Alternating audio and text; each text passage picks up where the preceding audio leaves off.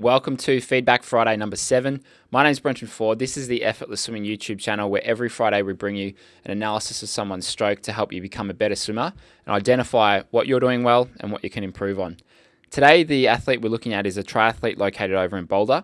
And what we can see here, and I like to look at what they're doing well to begin with. A couple of things. Number one, the head position when he's not breathing. Eyes are looking slightly forward or straight down. Just the top part of his head's out of the water. That's excellent. You can see he's got a nice cadence and turnover. He's not overrating where he's spinning the wheels, and he's also not going too long and too slow where he's losing momentum. So he's sitting at a pretty good cadence there. One of the most evident things you can see from the side here that's going to help him improve is if we can just improve his alignment and get his feet a little bit closer together or his legs a bit closer together when he's kicking. And when the legs tend to splay out wide, like you can see here, 9 times out of 10, it's a counterbalance to what the arms are doing. So when you see someone whose legs aren't kicking small enough, then it's often what the arms are doing out in front. So if we look at the front view here, you can see that on the entry, his hand direction is coming across the center on entry, and then he's crossing the midline, so the middle of the head, and then he's kind of going out a little bit too wide and pulling underneath his body, but in a very wide position there. So that sort of side-to-side movement where he comes into the center and then out too wide, that's causing the legs to splay out the back. And when the legs splay out the back, it's extra drag, extra resistance, and we want to make it like we're swimming down a very narrow corridor. So if we can just tighten things up a little bit, narrow things up so we can just fit into that smaller space like we're swimming down a narrow corridor or a narrow hallway, then we're going to be more efficient. So in order to do that, we need to look at where this is originating from. And it originates from really the recovery, so when the arm comes over the top, and the entry. So you can see here from the side how over the top, he's probably not opening up enough or getting the armpit or the underarm out of the water enough in the recovery phase of the stroke. So it starts off well, but then just as he's starting to move past his head with that, with the elbow and the elbow is probably sitting a little bit low. He's not rotating quite enough, and he's not opening up enough through the underarm and the armpit.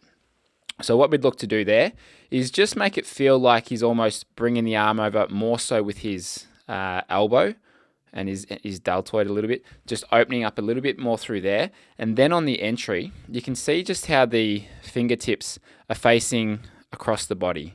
We want to get them facing forwards on the entry. So if you hold your arm out, hold your hand out where you are right now, and just go practice that position. So what I'd normally get someone to do is, let's say, go to enter the water. See where you'd be when you go to enter the water.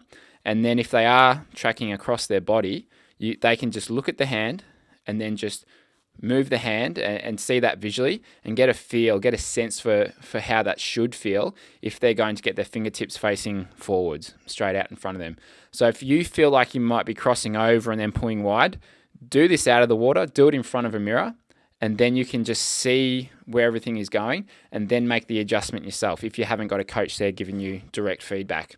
So that would be the first thing. So in the recovery over the top, we want to get that armpit more open as it comes over the top. So you may need to come over a little higher with the elbow, even come over a little higher with the hand just to open that up. And then on the entry, we want to avoid those fingertips tracking across the center. We want them to face right out in front of the shoulder and then extend straight forwards out in front. You can see from this front view, if he's able to do that, it's going to keep everything in line a whole lot better.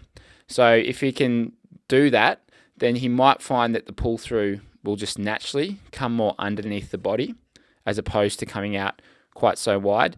But he might find that he's still just drifting out with the hand. So there's a number of drills that we would normally give people to help with this that are in the Effortless Swimming membership. So that's where we kind of do this with people all around the world. So if you're looking for feedback like this for your stroke, then go to the Effortless Swimming membership. There's a link in the description below.